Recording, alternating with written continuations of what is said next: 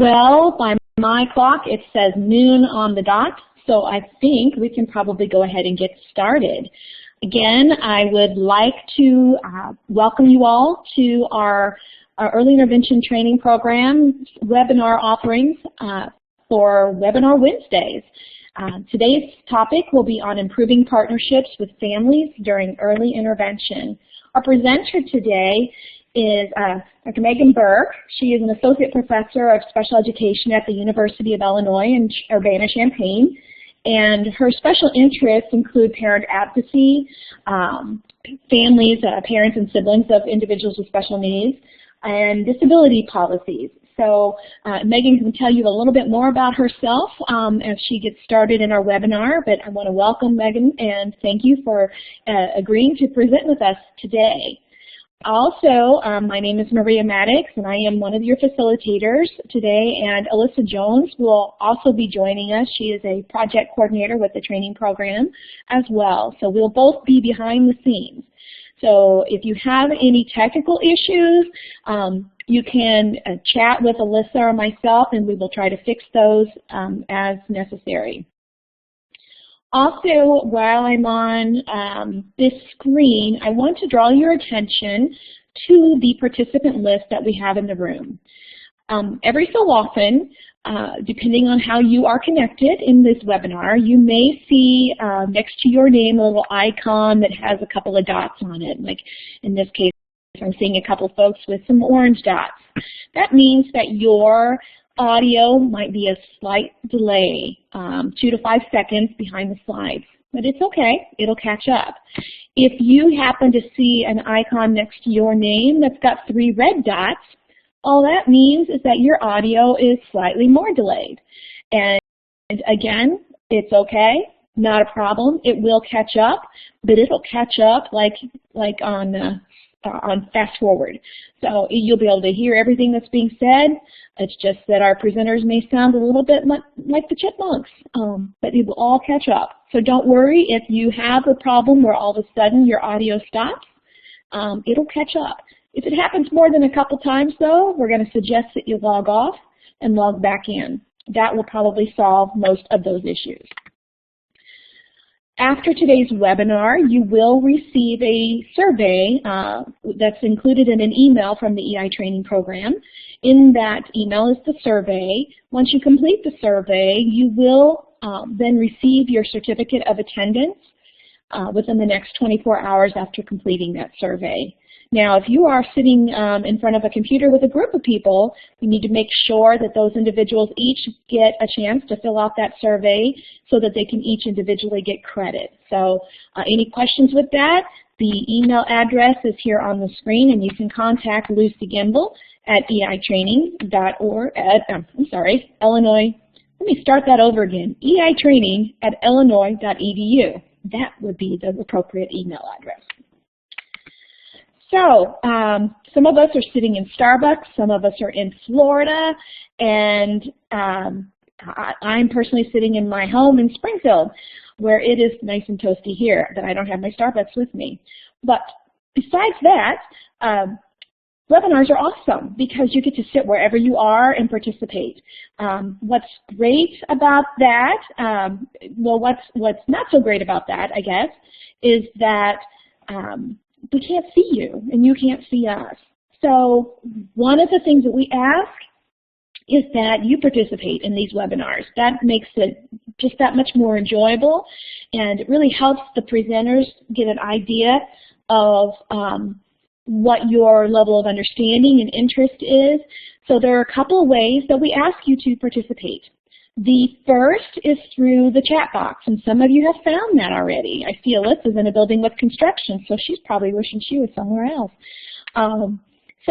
But what's nice about the chat box is that you can use that to type any kind of questions that you may have. And I'm just going to say now that if you do have any questions during the presentation, please type them as they come to your mind. We will have question breaks built out throughout the presentation to address those questions in a period of time. So we won't necessarily address them as they pop up, but we'll hang on to them and we'll get to them during those breaks. Also, under your name, you should see 4 boxes. The first one's got a little face in it, a little emoticon face in it, and if you click on that, you can give us some emoticon emojis here. So I'm going to put one, and I have a smiley face next to my name now. You can let us know if you're enjoying the session. If it's too fast, you can tell us to slow it down, those kind of things. The next icon that I want to draw your attention to is the third icon under your name, and that will be the hand raise. So everyone find that hand raise button, and so we might use this when a participant, when the presenter asks a yes no question, or how many of you are sitting in Starbucks right now? We might, and we can show by a raise a hand. If you pushed it, go ahead and push it back off again. Push it once, turns it on. Push it once again, turns it off. All right? Thank you all. Now we got dinging. That's good. The fourth way of participating is through our polling function, and that is that fourth box under your name. So every once in a while, our presenter may ask a couple of different polls, might ask you a yes-no type poll, might ask you a multiple choice type poll, and that box will either have a check mark in it or an A. So we're going to practice with our first poll here. Here we go. So we want to see who all we have participating in this webinar today. So if you will go to that fourth box under your name that has the letter A in it right now, click on that and you should have some choices pop up. Click the appropriate choice, either as a parent caregiver, early interventionist, CFC staff, administrators, or other. And if you are an other, please put that in your chat box so we know who else is in the room. But if you do fit one of those categories, use the polling function, that fourth box under your name, so that we can calculate and tally. We'll give folks a few more seconds to finish up responding. Right. We see we have some folks from the EI training program also. Welcome, Lucy. All right, so it looks like, Megan, that we have let me see if I can make that bigger. We've got preponderance of early interventionists with some CFC staff in there and some others as well. So, hi, Myrnie. So we've got a good mix of that. We're going to ask another question here real quick, so I'm going to have you do the same thing. And we want to know, if you are an early interventionist, what is your discipline? Again, if it's an other, please put that in the chat box. I'll give you a few seconds to find that. That fourth box under your name has the letter A in it. You can click on that and find how to respond to the poll. So we've got some counselors. We've got a speech language pathologist, associate assistant, DTH, awesome, service coordinator, parent liaison, perfect. Let's see. So in this group, it appears that we have got a mix of professionals. Trying to move this to where we can see it. So actually, we've got a really good mix. A few speech language pathologists, and it's pretty much even, Megan. So I think we've got a good mix of the group today. Thank you all for participating in that. That gives us an idea of who all's in the room and where we need to focus our attention. All right, with that being said, I am going to turn this over to our presenter, Megan, and she will tell you more about herself and what our presentation is going to be about today. Megan?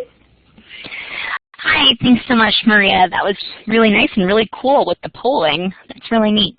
So today we're going to talk about the Division for Early Childhood, or DEC's, family practices, and talk about how to empower families to share their expertise with EI providers and strategies to increase their use of EI strategies. So Maria already gave you a little bit of my background with respect to research, but I kind of have a personal and a professional slant when it comes to early intervention. So my professional background is as an early childhood special education teacher. So I taught 3 to 5-year-olds with developmental disabilities and worked really closely with their early intervention team to transition them into my classroom. On a personal note, I have an adult sibling named Ryan. He's in the picture on the right. He's 24. He lives outside of Chicago, and he currently works 3 days a week at the high school that he used to attend. And as you could probably guess from the picture, he also has Down syndrome. So Ryan's quite a bit younger than I am, so I definitely remember him receiving early intervention services about 20 years ago. Now, more recently, I have a soon-to-be 4-year-old in April. His name is Rogan. He's sitting in Ryan's lap there. And Rogan also received early intervention services. He has developmental disabilities. So I kind of very recently have just aged out of EI and have had a really good experience with EI providers. So I'm excited to kind of share my personal and professional experiences about family-centered practices within the context of EI. So we're going to talk about the Division for Early Childhood's family practices. So we have another poll asking who in here is familiar with DEC recommended practices. So I just changed it to a yes/no. So you should see in there, if you click on that, a checkbox means yes, an X means no. So we'll give folks a few seconds to respond to that. Okay. Let's see. A few more seconds here if folks are finding it.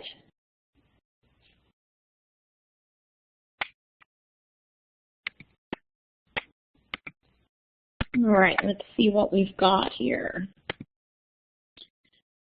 So it appears, let me see if I can't make that bigger, that over half of our respondents have heard of the DEC recommended practices, but there's about a quarter that haven't. So a few folks out there. Great. Well, we're going to talk a little bit about DEC for those of you who are not familiar with it. So the Division for Early Childhood is kind of the national agency that provides guidance to practitioners and families who work in early childhood, including in early intervention. They're really designed to bridge the gap between research and practice and highlight best practices for providers and families for young children. So with that, they have come out with a lot of recommended practices with respect to a variety of different areas that we have posted here. We're going to focus on their best practices that they came out, or recommended practices that they came out with for families during today's talk. So if maybe you're familiar with their family practices, but which of the following is not one of the 3 themes that their family practices encompass? I'll give you a few seconds. Hold on just a second there. I'm getting the, the polling thing is not wanting to respond to me at the moment. There we go. I turned it off. I got it. Okay, everybody, it should say an A, B, C, or D now. Thanks.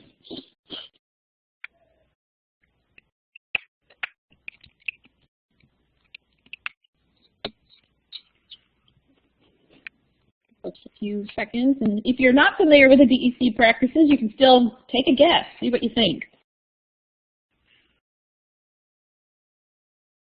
And if you are responding to the poll, go ahead and use that 4th box that's listed under your name. It currently has a little A in it. If you click on that, it'll give you the options to respond to the poll. All right, let's see what we've got. So it appears that the majority of folks chose B. Trying to make this bigger here so we can see it. So which one is not one of the 3 themes? The family capacity building practices is the one that most folks chose. Nobody chose A, which is probably a good thing. So there you go. Thanks. Well, so actually, it's C.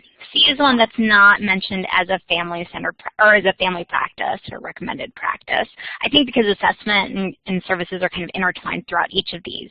So their recommended practices focus on family-centered practices, so treating families with dignity and respect, family capacity building, which makes sense, trying to encourage families to use strategies based on EI with their children, and family and professional collaboration, so that family-professional partnership that we'd like to see between EI and families. So within these 3 themes, there are 10 identified family practices, and those are the practices that we're going to go into quite a bit more detail about. This shows you all 10 of the different practices. We're going to dive deeper into each one of these, and specifically we're going to dive deeper and also offer a few kind of tangible, actionable strategies that you could use to go along with each of these practices.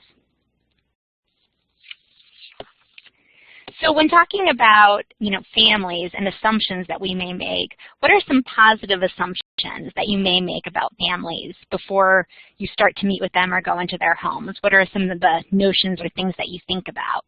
You can probably type it into the chat box, some of your assumptions. Good, they know their child the best. I think that's definitely a pretty valid assumption. Parents are experts on their children. They're happy they have a child. Yep. They should have concern for their child's needs. They love their kids, want what's best for them. They want to help their child. These are great comments. Oh, I love that. You're just a chapter or a page of their story.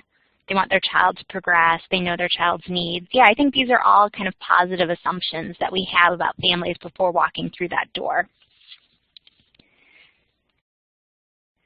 So with that, the first practice is building trusting and respectful partnerships.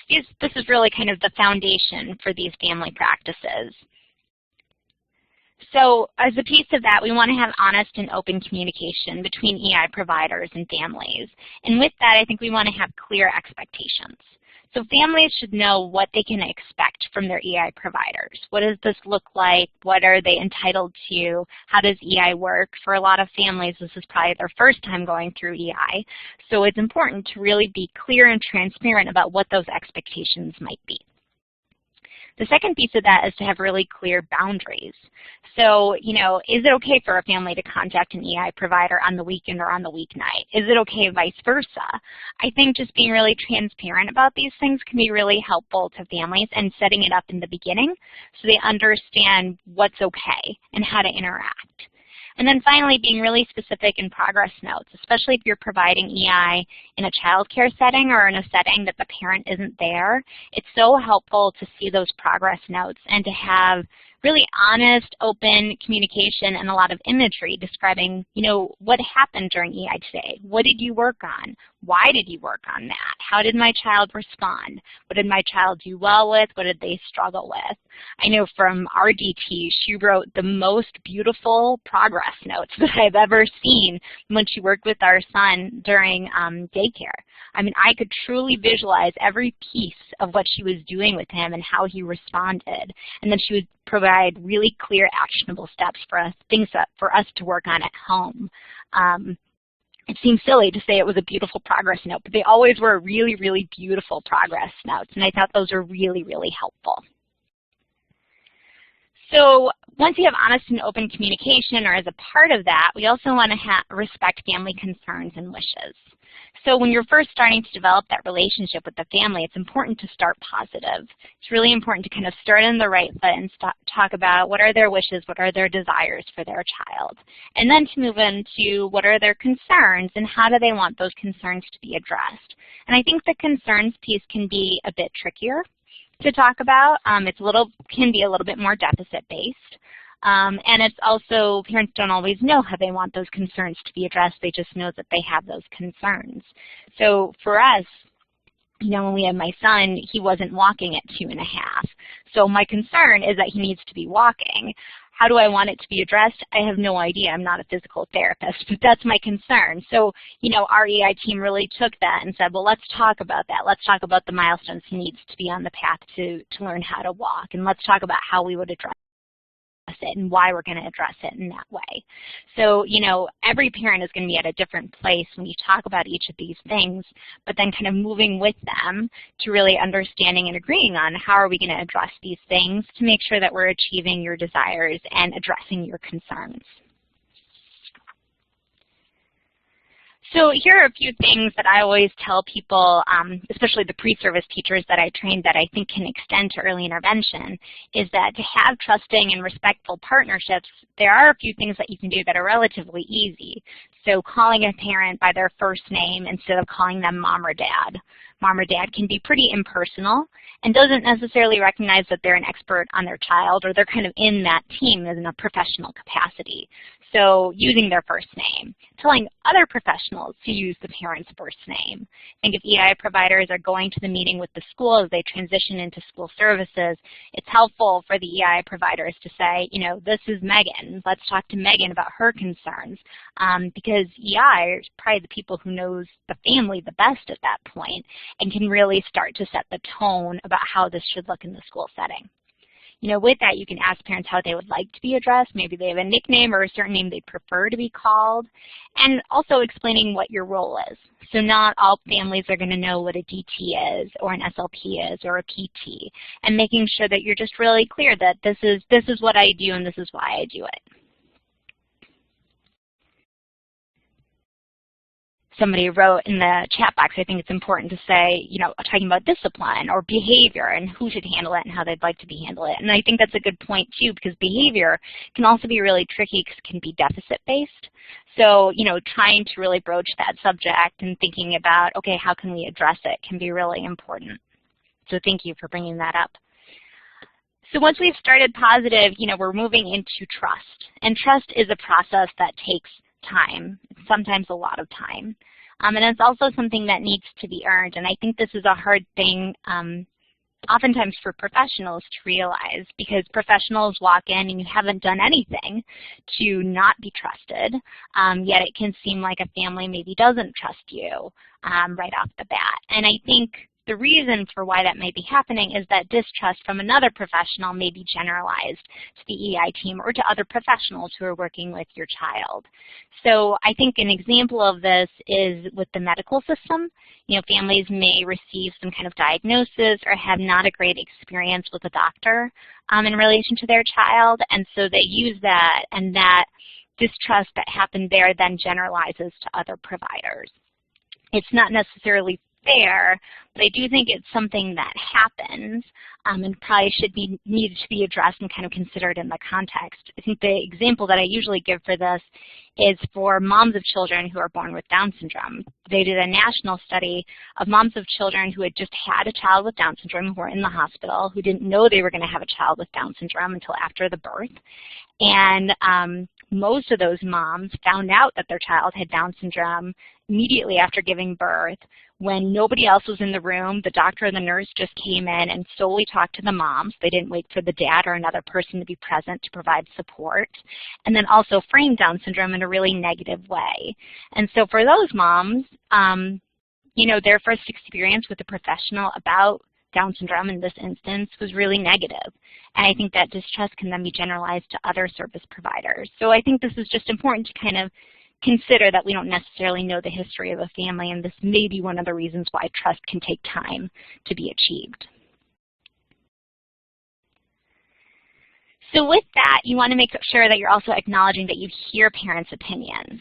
So, you know, here are some questions that I use. Can I ask you a few questions about that? Let me check to make sure I understand what you're saying. I understand your concerns. Here's what I understand them to be. I mean, by reiterating that you've heard their opinions and you've heard their concerns, you're kind of relaying and starting to build that trust to say, I hear you, and we're going to try to work on that.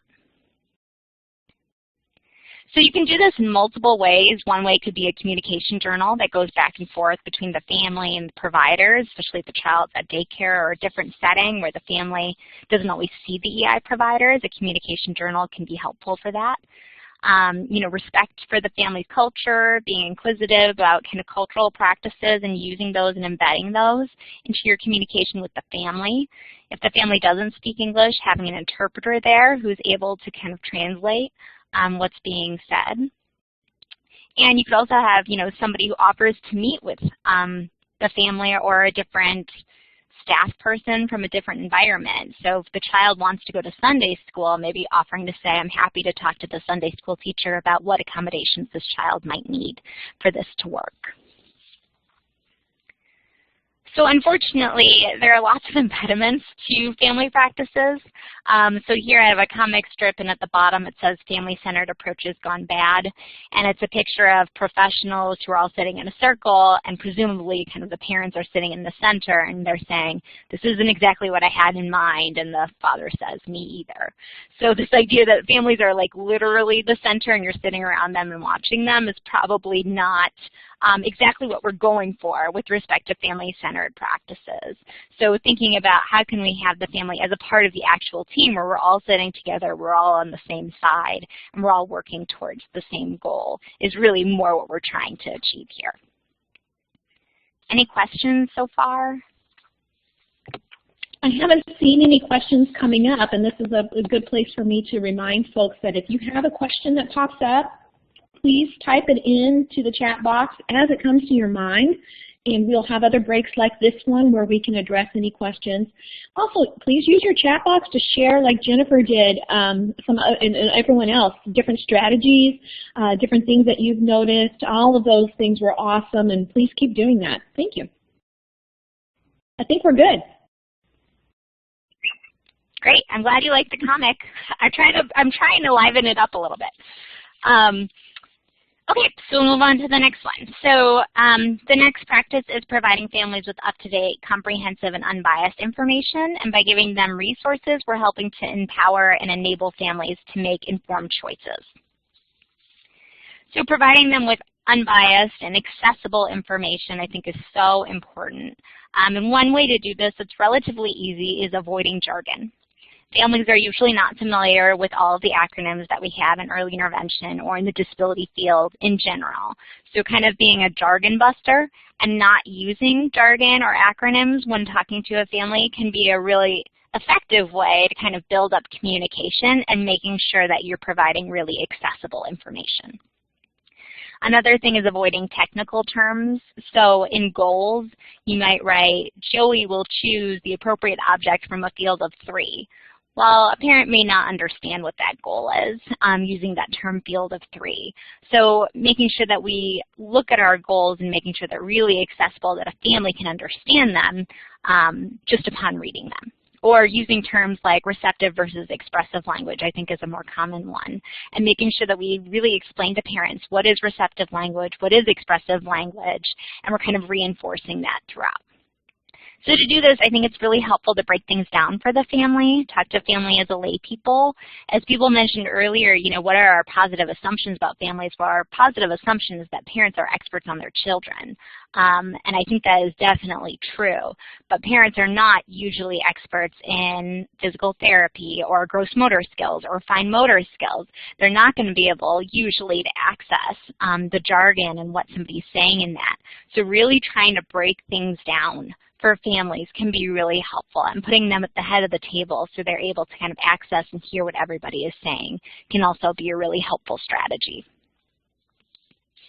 You know, with this, I think in early intervention, especially if you have a child who continues to receive services, there is a lot of paperwork.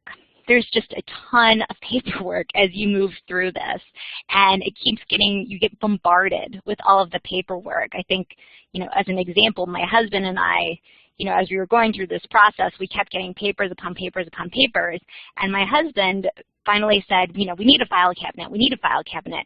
And so I said, okay, fine, you can get the file cabinet and put it in there. And I made the assumption that he was going to get the filing cabinet and create dividers for every different service Rogan receives or different professional, and then kind of organize it that way.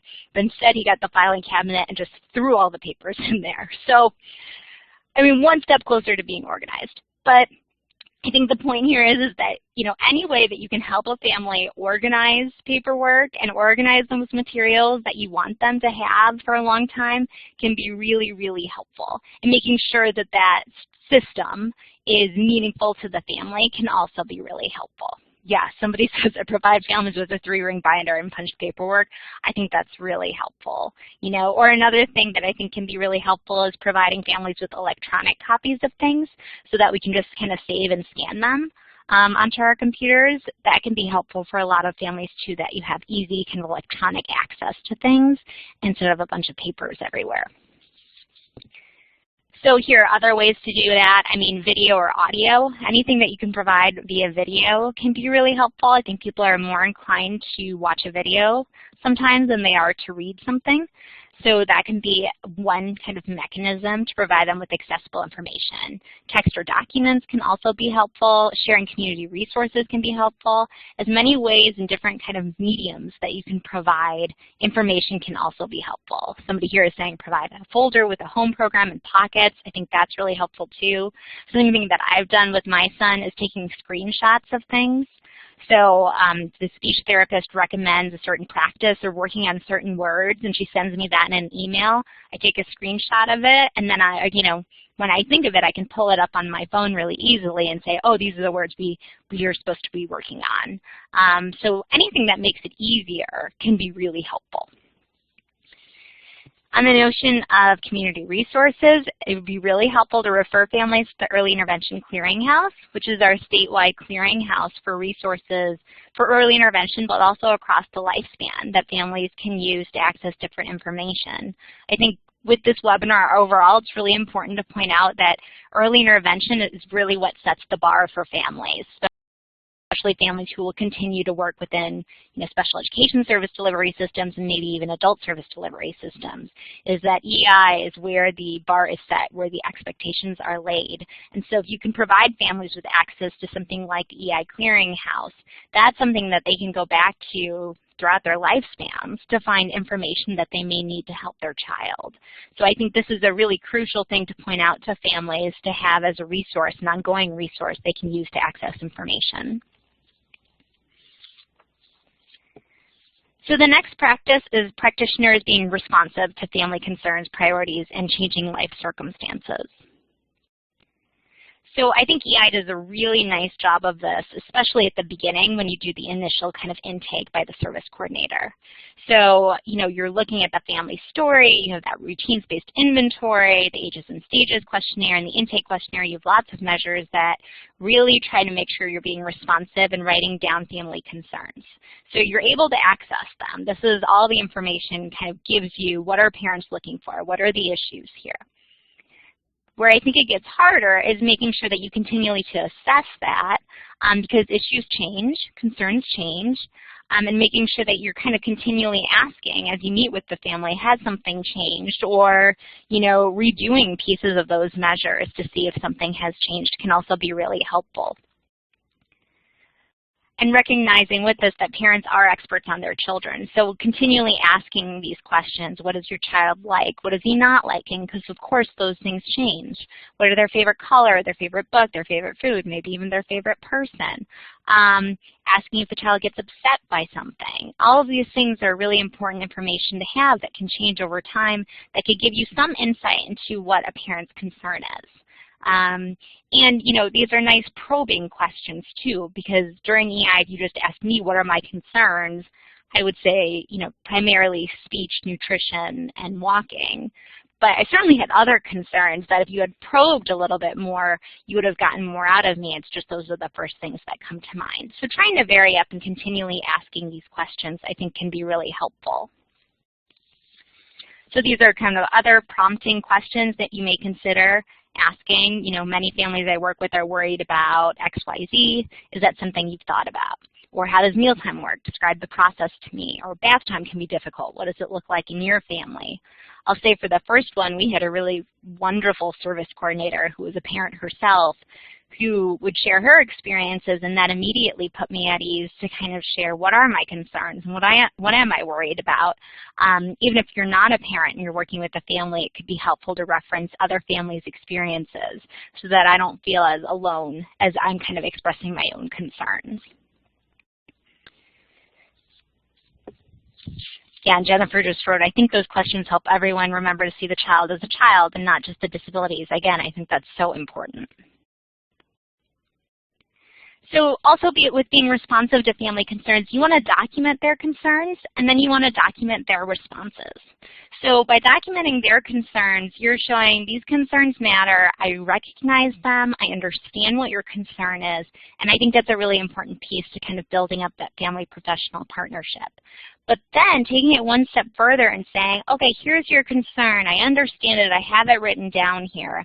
And here's how we're going to address it, really shows that you're being responsive to what the concern is. You really thought this through, and you're trying to make sure that you're intertwining their concerns into the programming that you're offering. So what other strategies have you used to identify parent concerns?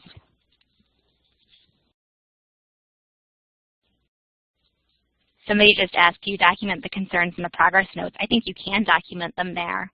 I think you can even do it more informally if you wanted to. If you have an email chain with a parent or even texting with a parent, you can document concerns that way. I think it just depends on the extent of the concern. But I think any documentation can help build up the partnership. So somebody's saying, review them at the initial IFSP so that we're reminded of the family's concerns. Complete a questionnaire on concerns as well. That's a great idea.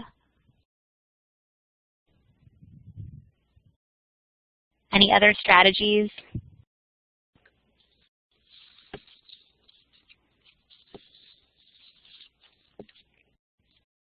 Ask again each visit and reiterate their concerns. Family dynamics. Yeah, talking about family dynamics and interactions.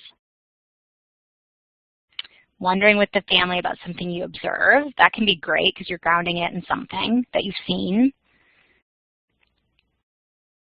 To see if they've changed with progress made. That's a great idea, checking in to see if the concern has been addressed. I think one story that I use, I was talking to a colleague, she worked in early intervention, and we were talking about this issue about being responsive to parent concerns, and she mentioned being in an IFSP meeting with a father of a young child with developmental delay. And they ask, you know, what are your concerns, which is exactly what you're supposed to ask. What do you wish for the child? What are you hoping to see? And he paused and was very nervous at the meeting and finally said, you know, I'd like him to initiate hugging me. I'd like him to kind of display some affection. I'd really like to get a hug from my son. That was his desire. It's kind of a heart-wrenching concern.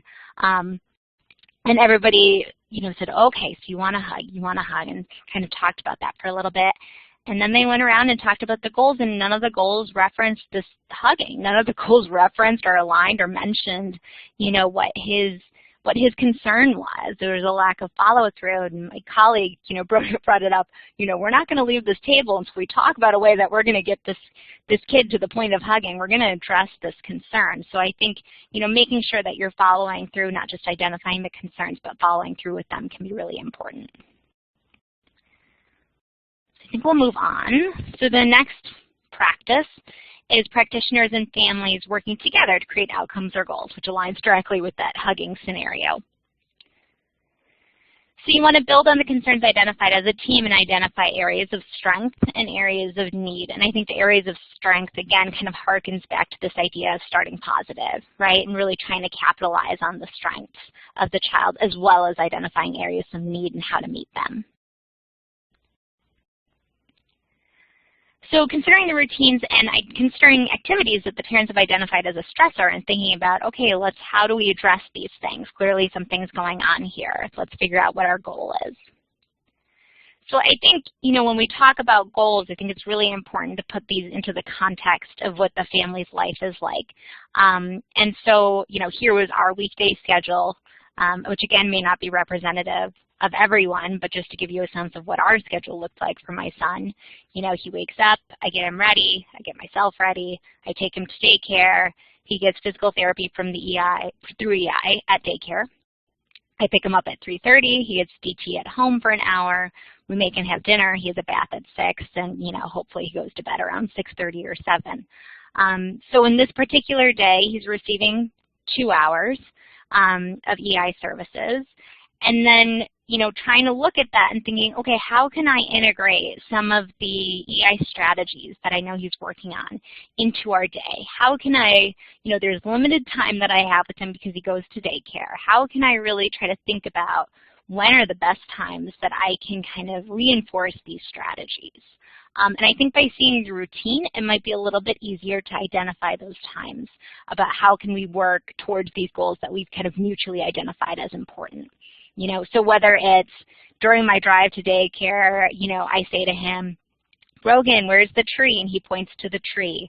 Or if it's during mealtime and I'm making him sign more to request more to eat. Or if it's during bath time and I'm trying to get him to say pop while we're doing bubbles in the bath. I mean, trying to really incorporate some of those strategies so they're a part of the routine is really helpful once you see what the weekday schedule is.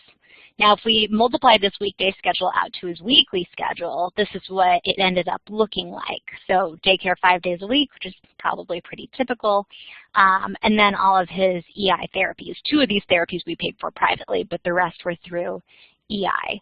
So, you know, thinking about, it does look like a lot, and it certainly is a lot logistically, but, you know, in the scheme of things, EI is only comprising so many hours a week, so really trying to capitalize, okay, how much time does the family spend with the child? When can they reinforce these strategies? What can that look like? But again, all of this is nested in what are the dynamics of the family and what are their circumstances. So then we go on to, and this is just within a 3-month period, all of the other evaluations, all of the pediatrician, other kind of medical visits, which ended up just within 3 months being 18 professionals that he had to meet with. And so thinking about that, you know, what does this look like? And I think it's just a give and take of being really kind of conscious of what families may be going through and trying to ask questions like, what does your routine look like? You know, did you go to the doctor this week? What did that look like? And trying to identify ways that they can reinforce those EI strategies, but also giving them a little space to say it's okay if you didn't get a chance to reinforce those strategies. I think can be really helpful. I mean, I just show this as to provide some context, at least for our experience, which I don't think is so different from that many families, that you're meeting with a lot of different professionals and providers. And so it can be difficult to identify those times to reinforce EI strategies and to work towards those mutually agreed upon goals, and to try to kind of work through the contextual things to get there. So we're trying to develop these outcomes together within the context of what the family is going through. We're trying to kind of integrate them into the routines and responsibilities of the families altogether. And we're trying to make sure that the services that are provided don't duplicate one another, but really try to complement one another. So then we get to this other comic strip that I show really frequently. This is really more geared towards an IEP meeting, but can be geared towards any meeting that a family has with a professional, where there's the parent and the advocate on one side of the table and then a whole team of people, professionals presumably on the other side. And one of the professionals says, I'm not sure why Mr. Barth always feels compelled to bring an advocate to the IEP meeting. And at the bottom of the comic it says, outnumbered, question mark. And I think sometimes this can be what happens, and I think it's not just what happens in an IEP meeting. It can be what happens when you meet with a doctor. It can be what happens when you meet with a medical professional. It could be what happens if you have your IFSP team meeting. There's lots of professionals there, even though it's really family friendly, is that you feel kind of outnumbered, and to be kind of cognizant of what that feels like. I tell families to always bring someone else with them to those meetings. You know, it could be your husband, it could be your dad, it can be whoever, but it's really nice to have somebody else present to at least take notes and to kind of be there just as a support person, because those meetings, as well-intentioned as they may be, can be very stressful. So questions at this point? I've been scrolling through and have not seen any questions related to the topics, just responding to your own questions that you were asking. So unless folks are typing right now, I think we're good to move forward. And if you do have a question, just go ahead and type it in and we'll catch it on the next break.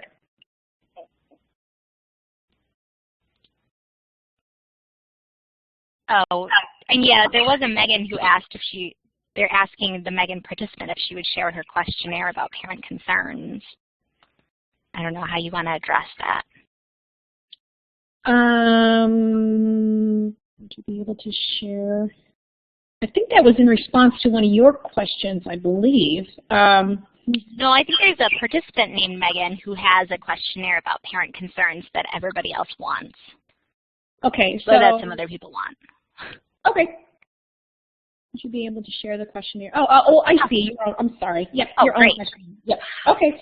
Yeah, if you can, yeah, at the end we can, if there's any additional documents, we can send those out to the whole group. Great. Awesome. Thank you, Megan. Mm-hmm. Okay. So the fifth practice that we're going to talk about is supporting family functioning and really trying to build on family strengths and capacities. So I think one way to do this is through specific praise. I think we do specific praise really frequently and naturally with children, you know, especially for kids with disabilities. I think we're really good about providing specific praise. I like the way that you shared this. I like the way that you talked to me. I like the way that you say thank you. But I think specific praise can go a lot further with lots of different people, including adults. And so using specific praise to kind of build up confidence can be really, really helpful. So here's just kind of a snapshot of ways you can do that. But saying, I like the way that you helped him fix his legs so they're not in a W position. I noticed that you tried to get him to say the word in addition to signing the word. I liked, tell me, how did you get him to, I'm running out of examples, how you got him to, cut with scissors when he didn't seem to like it initially. So I think, using these things and being really specific with your praise is helpful. You want to make sure that you're praising and the person who you're praising understands why they're getting praise. People are very responsive to this. And I can say, just with my husband, who took my son to a lot of his PT appointments, is that the physical therapist used to load on the specific praise to him to the point where, like, he now thinks that he should shift careers and be a physical therapist.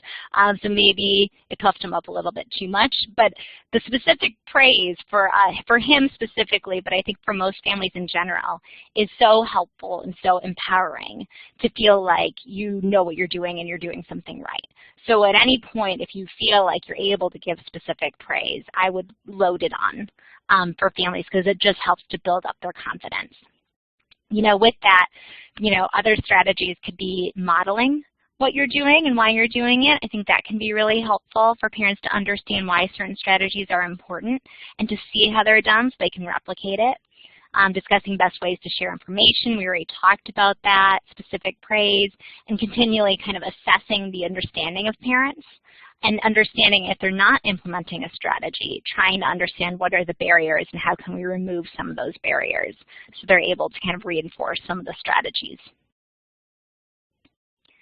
Other things are, assistive technology. So even though I'm very familiar with picture communication symbols, and I could very easily kind of create those symbols for my son, it is so much more helpful if the speech therapist kind of helps point me in the right direction or gives me a nudge to do it, or even is able to do it for me or share the ones that she is using. It just eliminates one extra step for me to kind of use those things at home. Another example of this is when Rogan was learning to walk, our occupational therapist gave us a walker to use at home, and that felt like Christmas getting this walker. I mean, we were so excited to have a walker to use at home with Rogan. It was really helpful. So our nutritionist also gave us recipes to use with Rogan to kind of build up his calorie intake. Any of those things can be really helpful. It's not that I couldn't look up recipes on my own. It's not that I couldn't figure out how to get a walker. It's not that I couldn't figure out how to print out picture communication symbols. But by eliminating that one step, you've given me back some time that I'm able to kind of immediately jump in there and use some of those things. And I think, too, is that not all people would know how to create picture communication symbols, nor would they know how to access the appropriate recipes or technology that their child may need. So kind of considering the background of the family and trying to say, okay, what would make this the easiest to get the family to be able to implement these strategies, and let's work on that. So the sixth practice is supporting and strengthening parent knowledge. So what are some ways that you already support families in developing knowledge? You could just answer in the chat box. This could be knowledge about their own child, about their child's disability or specific needs, or knowledge about the services they need. How are some ways that you try to support families' knowledge?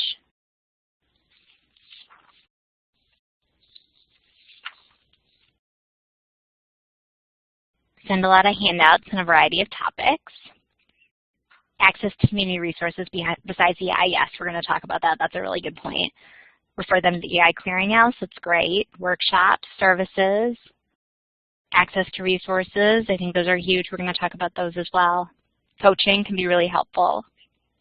Suggestions of good books, very helpful. Inviting them to meetings, these are great examples. Recommended readings, I think, are super helpful. Listening to their needs. Including their knowledge to identify goals or desired outcomes, that's a great idea. Talking to them informally about what's happening during therapy, I think, is great. And probably gives out some more information you wouldn't typically get. Links to podcasts, web pages, recommended reading. That's a great example because it shows like different modes of how to give information, because you never know what a person might prefer. Getting feedback, these are great. So, I mean, we came up with a few as well, referring to PTIs. We're going to talk about PTIs too. That's a good idea. So, you know, reviewing evaluation and assessment reports. I think when those reports get written, you're so overwhelmed receiving those reports that you might read them and kind of put them away. So then kind of meeting and going over them can be really helpful because questions do come up about what certain things mean. Reviewing progress notes at the end of a visit to make sure you're on the same page can be helpful and help kind of develop some knowledge. Providing developmentally appropriate information, accessing resources, which people mentioned, brainstorming ideas or other resources can be helpful.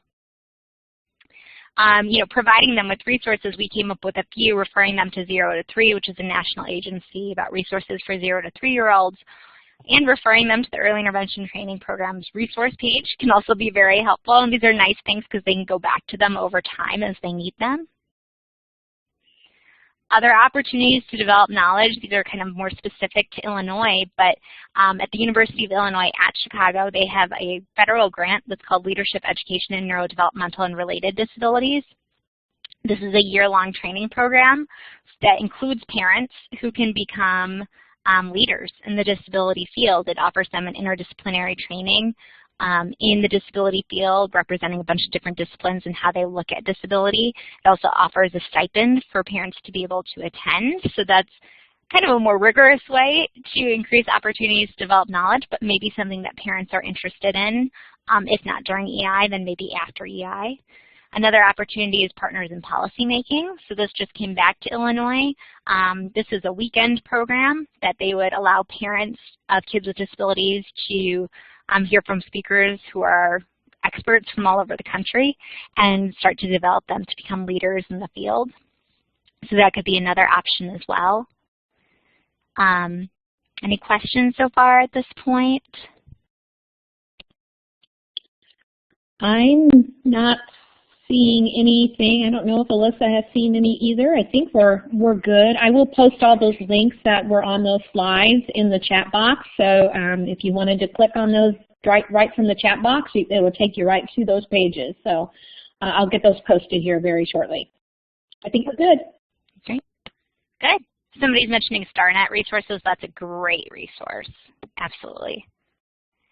So the 7th practice is to help families use formal and informal resources and supports. So with formal, you know, trying to help them maybe identify a child care agency that could help their child, identifying state and federal assistance and programs, state and federal assistance programs. I think I said that wrong. So like Medicaid, the Medicaid waiver, if that's something that might be appropriate for a family, that's a much more formal service that a family might need. Helping them identify advocacy groups could be another way. Formal resources that we wanted to point out are the Parent Training and Information Centers.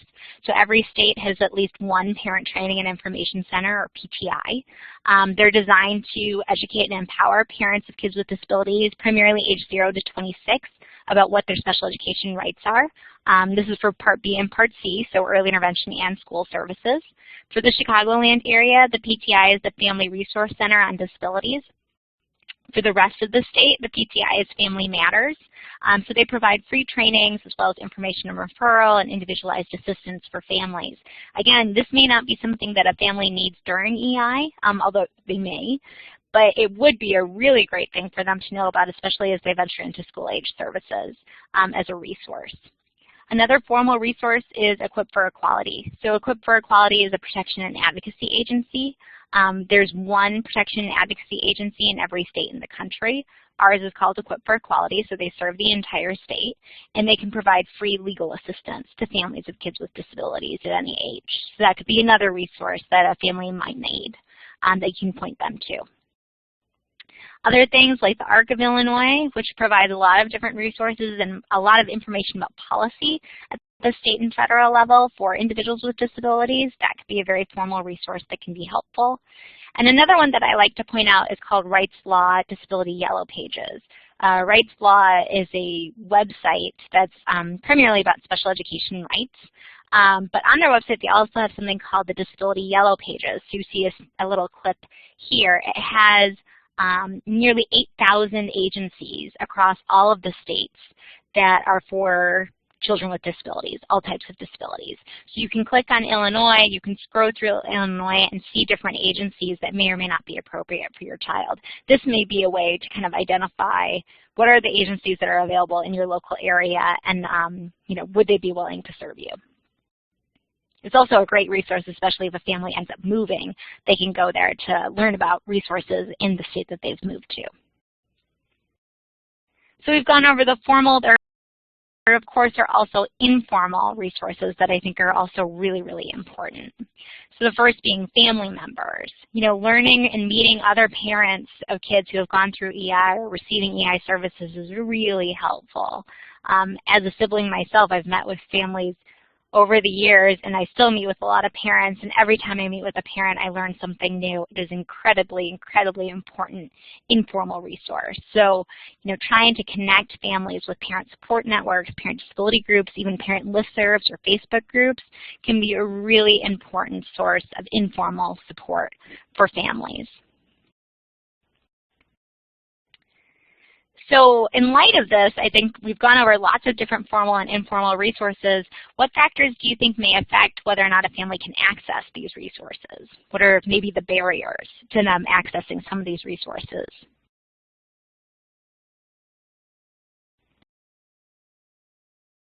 Time. How overwhelmed they feel, that's certainly overwhelming. Native language, I think the language barrier can definitely be an issue.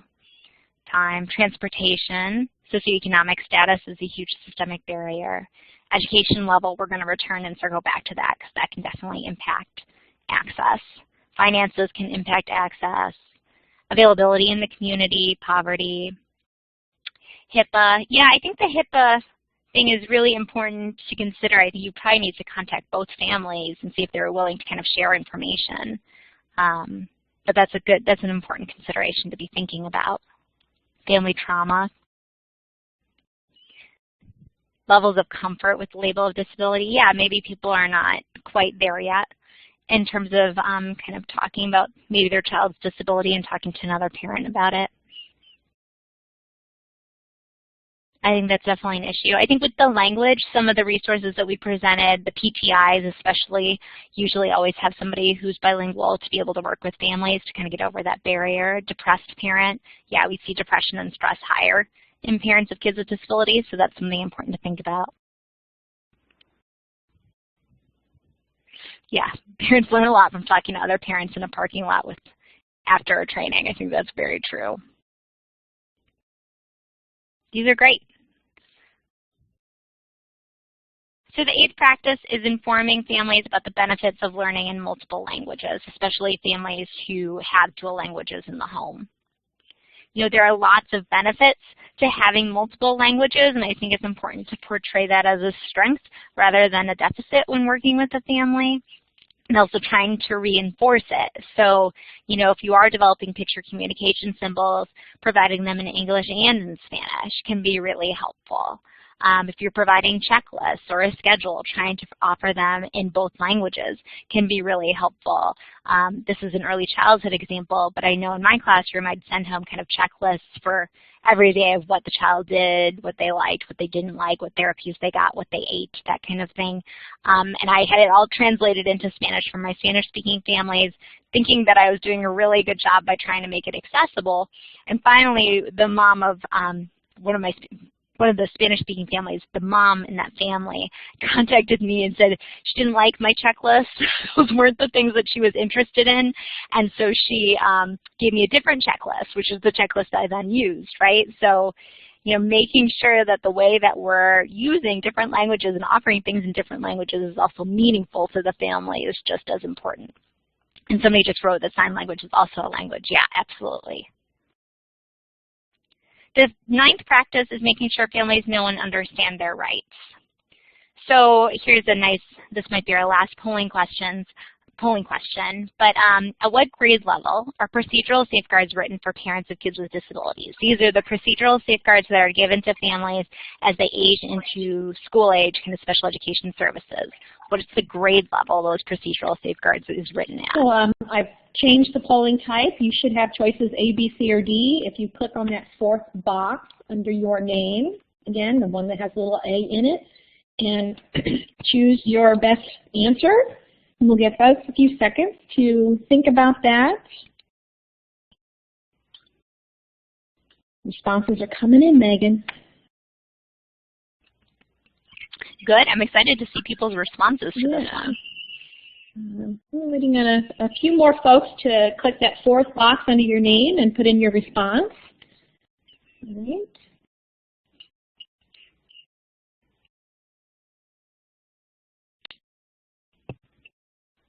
Okay. I think we can probably go ahead and post the results here. So it looks like it's spread out a little bit. There you go. There's your results. So this is interesting. I'm so happy that so many people thought they're written at the 4th and 6th grade level, because that's probably where we would hope that they would be written at, because then they'd be more accessible to families. But actually, they're written at the 16th grade reading level, which means that the students that I teach at U of I, the undergraduates who are all going to become special education teachers, they cannot access the procedural safeguards we give to parents until after they graduate. So this idea of helping families understand their rights is so crucial, because I think we're really, the procedural safeguards are certainly not cutting it in terms of offering that in a really accessible way. So here are other ways that you can try to help the parent understand their rights. Offering them the EI Clearinghouse as a way for them to understand their rights. Offering them the Blue Book, which is kind of a much more accessible way to understand your rights. And we provide the link to that down there. That can be really helpful. And again, this is where the PTIs would come into play in trying to educate parents about what are their rights in a much more accessible, family-friendly way. So the final practice that we're going to cover is informing families about leadership and advocacy skill building opportunities. So any thoughts on what are some local groups or activities that parents can get involved with that may help encourage them into leadership or advocacy roles?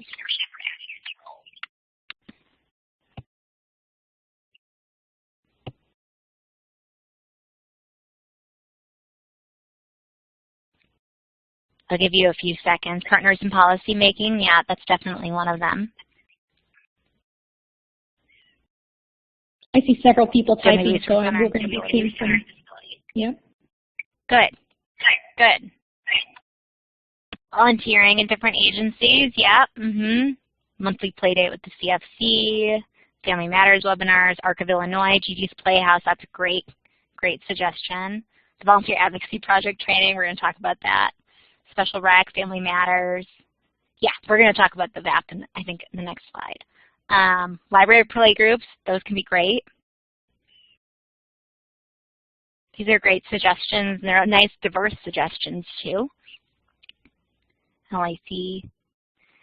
So, I mean, one way could be through the statewide Illinois Early, I'm going to mess that up, statewide Illinois Interagency Council for Early Intervention. They have parent slots on their council, so you can get on that and take on a leadership role.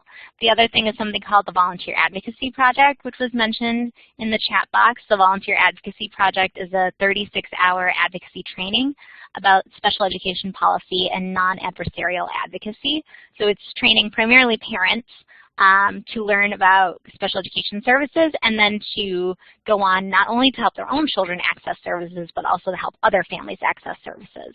So the Family Matters offers the VAP for free, I believe, via webinar, so you can be anywhere in the state and take it. And the Family Resource Center on Disabilities also offers the VAP, I think in person, so you can take it that way as well. So those would be ways that you can kind of get more involved in advocacy, not just for your own child, but also for other families, which can be very empowering for a lot of families. So I think I think this is the end. Any overarching questions? I hope this was helpful. I see some folks that are typing, so I don't know if they're typing up something to wait. So this is a good time, folks. We've looked at 10 different recommended practices related to families, and what other suggestions or thoughts or activities that you do in your day-to-day practice support those practices. I'm just kind of also just looking to see if there's other questions that are popping up, because we do have a little bit more time. Yep, there's a lot of resources here. You know, and a lot of these resources you can link to from a variety of different places. If you go to the EI training programs website and go to resources, a lot of those links to these places are there as well. So, and also in the EI Clearinghouse, those are also very good places to kind of branch out from there if you look up family practices, family support, things like that.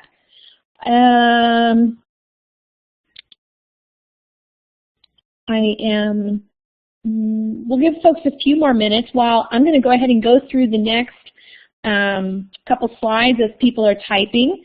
And I want to just remind you that after today's webinar is complete, you will get an email from the EI training program that has your evaluation survey in it, and then you'll get your certificate. Again, remind you that if you're doing this as a group, to make sure that you each respond to the unique survey so that you can each get your own unique certificate. As I see, there's a question. Sarah has shared the DEC recommended practices document from the clearinghouse. Thank you, Sarah. And then Aurora is asking Megan a question about resource sharing. How and when do you share these certain resources with parents? So do you want to address that? I think that's a great question. I would share them. I mean, I would certainly share them if they were expressing a concern. But I would also share them kind of over time before they express a concern, because sometimes you don't know that you have a concern. So, you know, with our speech therapist, it was like every week, every other week when we'd see her, she'd say, you know, here's a resource you might want to check out, like the clearinghouse she gave us, you know, or here's something you might want to look at. Here's something that might be helpful, like the autism program. You know, I think that was really helpful because you do get inundated with resources. So if you do it over time, but if you do it in a way that's not contingent on parent concerns, I think that's also helpful because you could be a little bit more preventative. And then the resources that I share with all parents, I always share the clearinghouse information. I think that's so helpful across the lifespan. And I always share information about the PTIs and Equip for Equality with families, just in case. I think the PTIs they should go to regardless, and I think the PNA, Equip for Equality, is helpful to have just in case you end up needing it at some point. So those are usually my go-tos that I share. Thank you.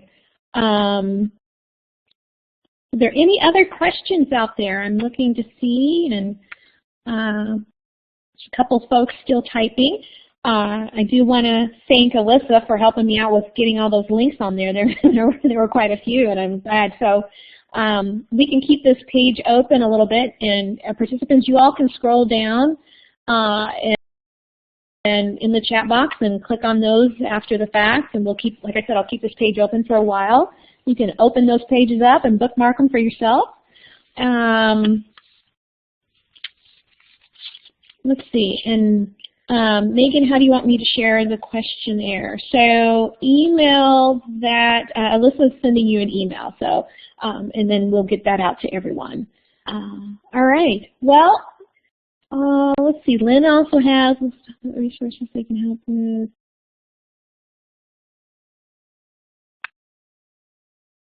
Yes, Lynn shares a great suggestion there as well. All right. Well, I do want to thank everybody for participating. Check in for the next webinar, I believe is next week, and it's on, I'm blocking the exact title, but it has something to do with lead.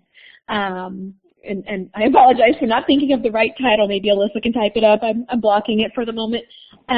But check in next week. Thank you so much, Megan. This was a great webinar, lots of good information, and we look forward to working with you again. Thank you. All right, everyone. Have a great day.